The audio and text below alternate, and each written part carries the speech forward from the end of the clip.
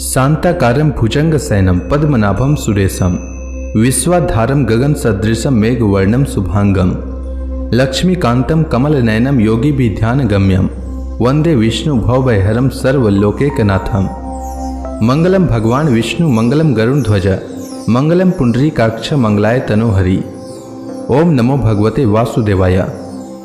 आप सभी को तुलसी विवाह की हार्दिक शुभकामनाएं। आज मैं आपके लिए तुलसी विवाह की कथा लेकर आया हूँ। जो भी मनुष्य तुलसी विवाह के दिन तुलसी विवाह की कथा सुनता है अथवा सुनाता है, उसके समस्त पापों का नाश हो जाता है और उसके घर में सुख समृद्धि में वृद्धि होती है तथा उसे वैकुंठ लोक की प्राप्ति होती है। तो आइए श्रवण करते हैं तुलसी विवाह की कथा। प्राचीन समय की बात है। एक बार इंद्र सहित देवताओं ने भगवान शिव की परीक्षा करनी चाहिए। वे देवों के गुरु बृहस्पति के साथ कैलाश पर्वत पर पहुंचे। भगवान शिव ने अपनी आत्मिक शक्ति के बल पर जान लिया कि ये लोग मेरी परीक्षा करने आ रहे हैं, अतः उन्होंने एक अवधूत का वेश धारण कर लिया और उनके मार्ग में आ खड़े हुए। इंद्र ने उन्हें रास्ते से हट जाने का संकेत किया, किंतु अवधूत वेशधारी भगवान शिव अपने स्थान पर खड़े रहे। यह देख इंद्र को बड़ा क्रोध आया और वह बोला, अरे हट जा, रास्ते से जानता नहीं मैं कौन हूं, हट जा नहीं तो वज्र से तेरे टुकड़े टुकड़े कर दूंगा। धमकी सुनकर अवधूत वेशधारी भगवान शिव को क्रोध आ गया। उन्होंने जोर से एक हुंकार भरी, जिसे सुनकर चारों दिशाएं कांप उठी। गुरु बृहस्पति तुरंत भांप गए कि अवधूत वास्तव में कोई और नहीं बल्कि स्वयं भगवान शिव हैं। उन्होंने इंद्र को संकेत करके कहा, क्या अनर्थ कर रहे हो सुरेंद्र, तुम भगवान शिव को नहीं पहचान रहे हो, ये तो साक्षात भगवान शिव हैं। इंद्र को अपनी भूल का ज्ञान हुआ। वह तुरंत भगवान शिव के चरणों में गिरकर क्षमा याचना करने लगा और कहने लगा, क्षमा करे भगवान, मुझसे पहचानने में भूल हो गई। तब गुरु बृहस्पति ने कहा, हाँ प्रभु, देवेंद्र को क्षमा कर दीजिए, ये आपको पहचान नहीं पाए थे, अनजाने में ही इन्होंने आपको अपशब्द कर दिए, इन्हें क्षमा कीजिए। गुरु बृहस्पति के अनुनय विनय करने पर भगवान शिव ने इंद्र को क्षमा कर दिया, परंतु जब भगवान शिव ने क्रोध किया था तब उनसे एक तेज निकला, जिसे भगवान शिव ने समुद्र की ओर फेंक दिया, जिससे एक बालक उत्पन्न हुआ। समुद्र तट पर गंगा सागर के किनारे रेत पर पड़ा वह बालक रुदन कर रहा था। उसके गले से इतना प्रलयकारी रुदन फूट रहा था कि उससे चारों दिशाएं कांपने लगी। देव दानव दैत्य सब घबरा गए, वायु थम सी गई। घबराए हुए देवता इंद्र सहित पितामह ब्रह्मा के पास पहुंचे और उनसे कहा, पितामह, सागर संगम पर एक अद्भुत बालक रेत पर पड़ा रो रहा है। वह इतनी जोर जोर से रुदन कर रहा है कि देवों में भय छा गया है। कृपया चलकर इस संकट को दूर कीजिए। पितामह ब्रह्मा इंद्र आदि देवताओं के साथ सागर संगम पर पहुंचे। पितामह के पहुंचते ही सागर अपने स्थान से निकला। उसने इंद्र सहित पितामह की वंदना की। ब्रह्मा ने सागर से पूछा, रेत पर पड़ा यह बालक कौन है? इसके रुदन को सुनकर समस्त संसार त्रस्त हो रहा है। तब सागर ने कहा, मैं नहीं जानता भगवान। एक दिन एक विलक्षण तेज लहरों में आ गया था, उसी से इस बालक की उत्पत्ति हुई है। यह कहकर सागर ने बालक को गोद में उठाया और ब्रह्मा जी की गोद में दे दिया। ब्रह्मा की गोद में आते ही बालक ने रोना बंद कर दिया और कुछ ही देर में अचानक बालक की बाहें आगे बढ़ी और उसकी दोनों बाहों ने ब्रह्मा जी का गला पकड़ लिया। यह देख अन्य देवता स्तंभित हो गए। ब्रह्मा जी ने अपना गला छुड़ाने का प्रयास किया, किंतु बालक के हाथों की पकड़ और मजबूत हो गई। फिर अचानक बालक ने उनका गला छोड़ दिया और मुस्कुराने लगा। ब्रह्मा जी अपना गला सहलाते हुए बोले, इस बालक का नाम क्या है सागर? सागर बोला, अभी इसका नामकरण नहीं हुआ है पितामह, आप ही इसका कोई नाम रख दीजिए। ब्रह्मा जी बोले, मैं इसका नाम जलंधर रखता हूँ, आज से यह तुम्हारा ही पुत्र कहा जाएगा। आगे चलकर वही जलंधर ने इंद्रपुरी पर आक्रमण कर दिया। देवराज इंद्र भगवान विष्णु के शरण में गए और उनसे सहायता मांगी। विष्णु भगवान ने इंद्र को आश्वासन देते हुए कहा, घबराओ मत सूर्यराज, मैं स्वयं तुम्हारी सहायता को चलता हूँ। जलंधर अब ज्यादा दिनों तक नहीं बच सकेगा। जब विष्णु भगवान इंद्र की सहायता करने के लिए जा रहे थे, तब लक्ष्मी माता ने विष्णु भगवान को रोका और उनसे कहा कि हे प्रभु, अगर आप मुझे अपनी प्रिय पत्नी मानते हैं तो आप मेरे भाई जलंधर का वध नहीं करेंगे।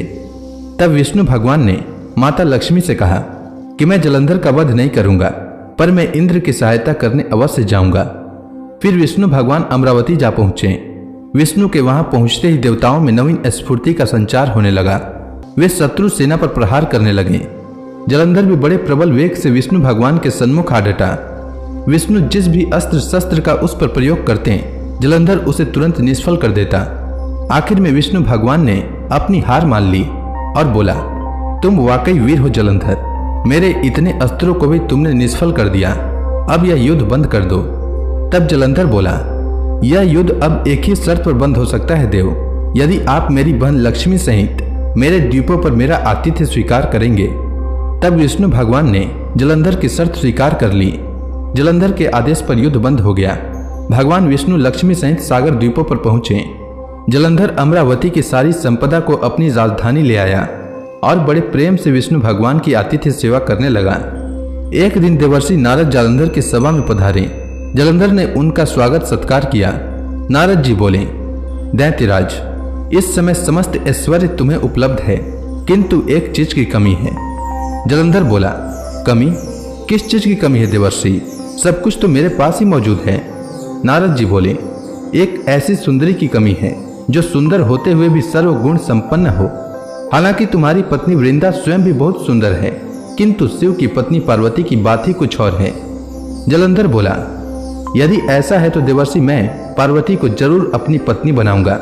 मैं आज ही अपनी सेना को कैलाश पर चढ़ाई करने के लिए आदेश देता हूँ। मतिमंद जलंधर अपनी सेना को लेकर कैलाश पर्वत पर टूट पड़ा। उसकी सेना और शिव गणों में भयंकर युद्ध छिड़ गई। आखिर शिव के गण युद्ध भूमि छोड़कर भाग निकले। विवश होकर भगवान शिव को युद्ध भूमि में आना पड़ा। अपने स्वामी की उपस्थिति में शिव गणों का उत्साह बढ़ गया। वे तीव्र वेग से दैत्य सेना पर टूट पड़े और उनका संहार करना शुरू कर दिया। शिव भगवान जलंधर के सन्मुख आ डटे। दोनों में विकट युद्ध छिड़ गया। जलंधर अपने माया जाल में भगवान शिव को भ्रमित कर स्वयं भगवान शिव का वेश धारण कर माता पार्वती के पास जा पहुंचा। परंतु माता पार्वती ने अपने तपोबल से जलंधर को पहचान लिया और अंतर ध्यान हो गई और भगवान विष्णु के पास गई और उनसे पूछा कि क्या वे जलंधर को जानते थे। तब विष्णु भगवान ने दैत्यराज जलंधर के बारे में जानने की बात स्वीकारी। तत्पश्चात जगत जननी जगदम्बा माता पार्वती ने कहा कि जलंधर का वध तभी संभव है जब उसकी पत्नी वृंदा का पतिव्रत भंग हो। अतः माता पार्वती ने भगवान विष्णु को वृंदा का पतिव्रत भंग करने का आदेश दे दिया। विष्णु भगवान माता पार्वती के आदेश का पालन करते हुए जालंधरपुरी पहुंचे। भगवान विष्णु ने अपने माया के बल पर जालंधर के वेश में वृंदा के पास पहुंचे। वृंदा उन्हें पहचान न सकी और उन्हें आलिंगन कर लिया। कई दिन बीत जाने के पश्चात वृंदा को यह आभास हो गया कि उसके पति का वेशधारी यह व्यक्ति उसका पति नहीं है। अतः वह कड़क कर बोली, कौन है तू? विष्णु भगवान अपने वास्तविक रूप में प्रकट हुए और हंसते हुए बोले, मुझे बहुत खेद है वृंदा, लेकिन ऐसा करना आवश्यक हो गया था। तेरा पति तेरे ही कारण अजय था। अब उसे मारने में भगवान शिव को कोई परेशानी नहीं होगी।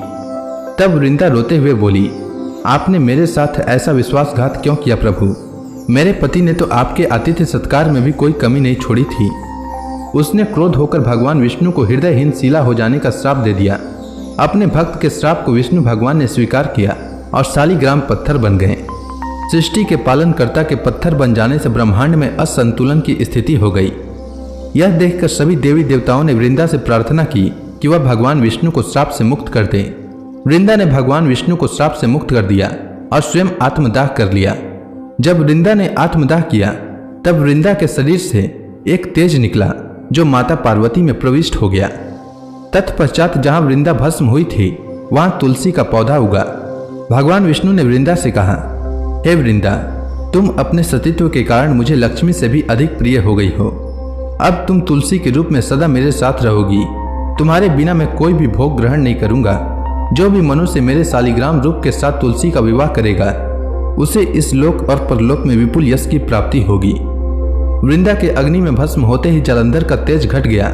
भगवान शिव ने अपने त्रिशूल से उसका मस्तिष्क काट दिया। जालंधर के मरते ही उसका वह तेज जिससे वह आज तक अजय था वह शिव के शरीर में प्रविष्ट हो गया। दैत्य सेना घबराकर भाग निकली।